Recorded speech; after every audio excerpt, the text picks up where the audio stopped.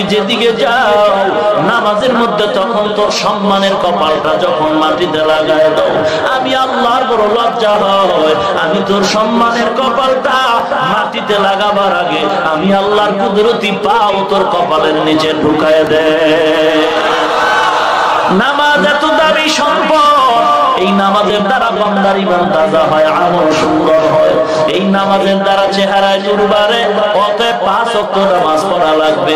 আল্লাহর নবী বলেন, মেরাজ থেকে আমি যখন আসছি আল্লাহ পাকের তরফ থেকে উম্মতের জন্য 5 ওয়াক্ত নামাজ দিয়ে আসলাম। কোন উম্মত যদি 5 ওয়াক্ত নামাজ আদায় করে, আল্লাহ পাক বলেন, পয়গম্বর উম্মতরা জানায় দাও 5 ওয়াক্ত নামাজ পড়ার মাধ্যমে আমি আল্লাহ 50 ওয়াক্ত নামাজের সওয়াব দিয়ে দিব।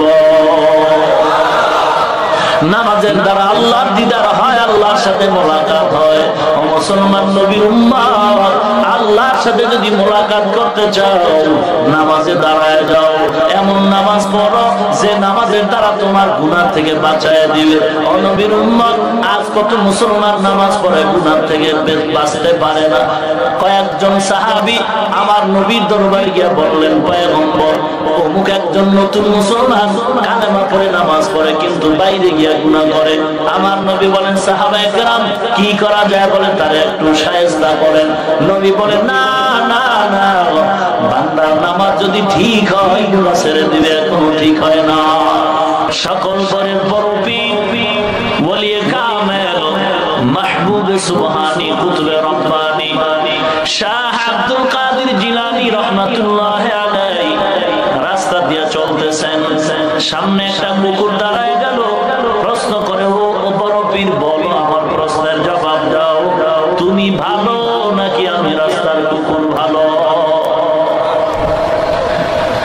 বড় পীর আব্দুল কাদের জিলানী রাহমাতুল্লাহ আলাইহি চিন্তা করে গেলেন, যদি আমি জবাব দেই কুকুর তুই খারাপ আমি ভালো, অহংকার জমা হয়ে যাবে অন্তর।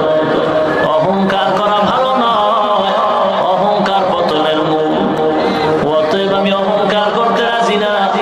জবাব যদি দেই তুই ভালো না আমি ভালো, অহংকার। যদি জবাব দেই তুই খারাপ আমি ভালো, অহংকার। আর যদি বলি আমি খারাপ তুমি ভালো, কোরআনের আয়াতের উল্টা হয়। আল্লাহ পাক কোরআনে বলেন, ওয়ালাকাদ কাররামনা বানি আদম ওয়া হামালনাহুম ফিল বাররি ওয়াল বাহরি ওয়া রাযাকনাহুম মিনাত তাইয়্যিবাত ওয়া ফাদ্দালনাহুম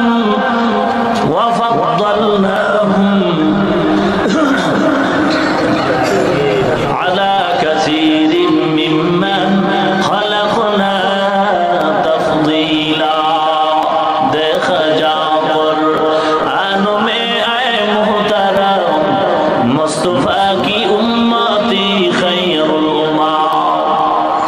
আমি ভালো তাও বলা যায় না, কুকুর তুই ভালো তাও বলা যায় না। আল্লাহর চুপ হয়ে গেলেন, চোখ বন্ধ করলেন। আল্লাহ এমন একটা জবাব তুমি আমাকে দাও, কুকুরকে যেন সমচিন জবাব দেওয়া যায়। অন্তরের মধ্যে জবাবের কা হয়ে গেল। বড় পীর আব্দুল কাদের জিলানী বলে, হে কুকুর ভালো করে শুনে নাও, তোমার প্রশ্নের জবাব আজ দেওয়া সম্ভব না, কবরে যাওয়ার পরে দেওয়া হবে। কারণ কবরে যাওয়ার পর আল্লাহ যদি আমাকে ক্ষমা করে দেয় আমি তখন জবাব দেব তুই খারাপ আমি ভালো। কারণ আমার জান্নাতের বিছানা আল্লাহ কবরে দান করবেন।